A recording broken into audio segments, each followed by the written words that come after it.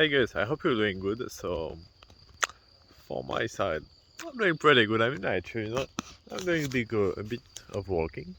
Today, I wanted to talk to you about a subject which is I make the mistakes so you don't have to.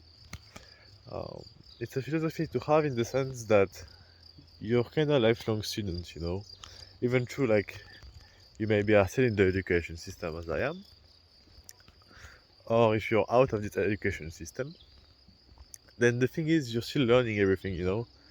Like life doesn't like fall short after the education system in the sense that you have so many things to learn. I think like before 20, there is this phase where you learn about the world, the different system, how it works. Okay, so I'm in a country, the shit looks like that, works like that.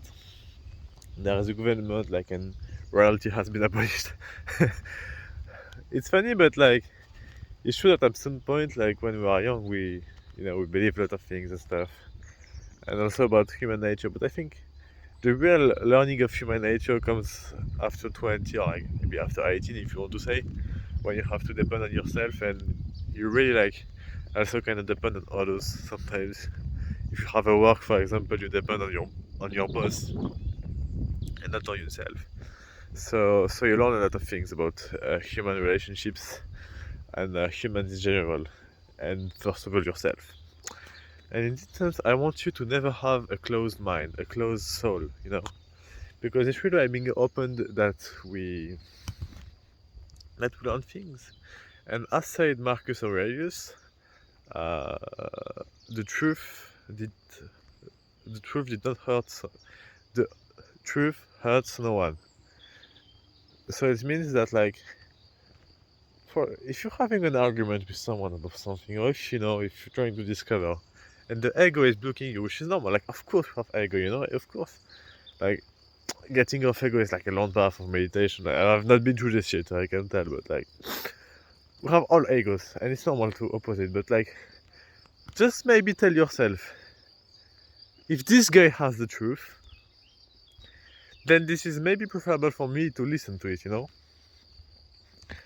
in the same way, like when you're starting an argument with someone, like not an argument that is like about like stupid shit, like you know, like with your spouse, or maybe it's not stupid shit with your spouse, but like if it's like trivial thing, like okay, like do whatever you want. But if it's an argument between two people, then that's just you thinking of having the truth and him having his truth, and you like compare and to see who's right.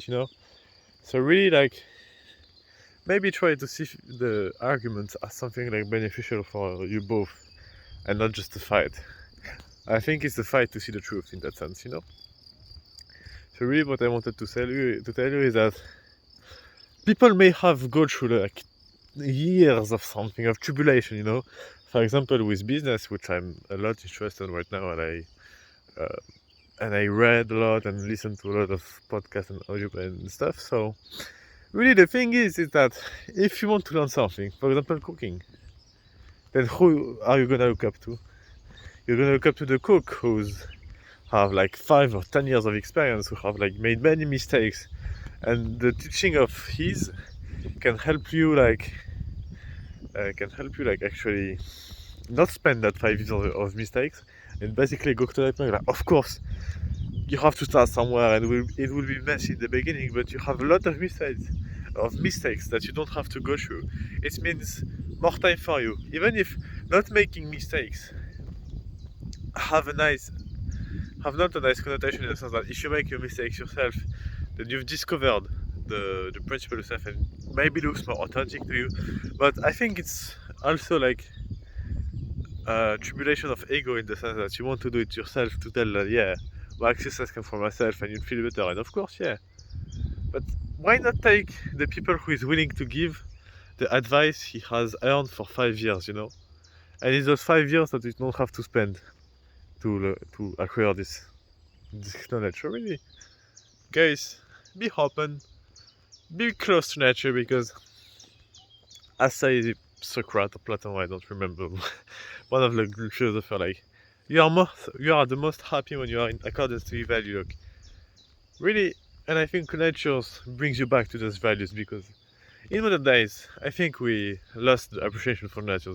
Even if I'm saying that and I'm living in a city, which I can be criticized for, but really going back to nature like reminds you of things and how little things that get you anxious are very like not important, bro. Like at the end of the day, you're still alive and you still make your objectives. And yeah, that's a big point. Like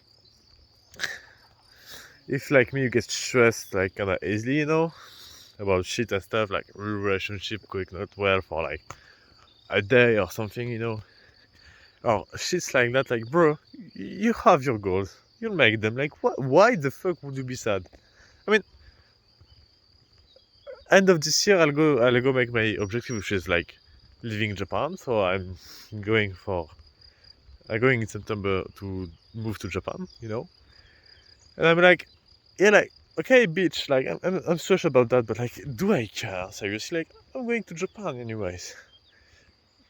How my life will be affected at that? Zero? Zero? Okay, don't stress. It's as simple as that. So really, guys, be free. and I think the advice, be yourself, is really great in that sense that if you're yourself, like, surely, you don't have to stress. You have your things, you'll do it. Okay, maybe you fail. That's okay, that's part of the thing. And of course you'll fail. But like, really, don't destroy yourself because it's what stress is. I don't know if you heard about stress and distress.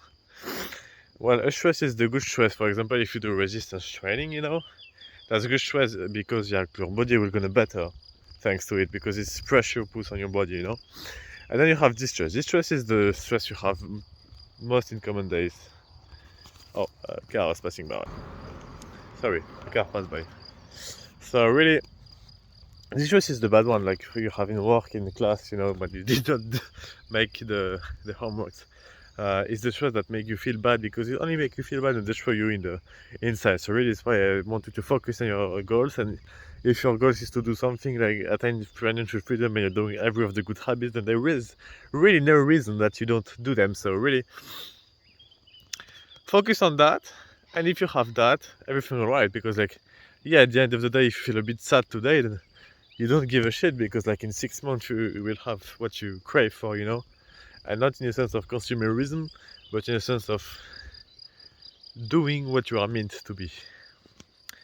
And so on that note, guys, I wish you a very pleasant day,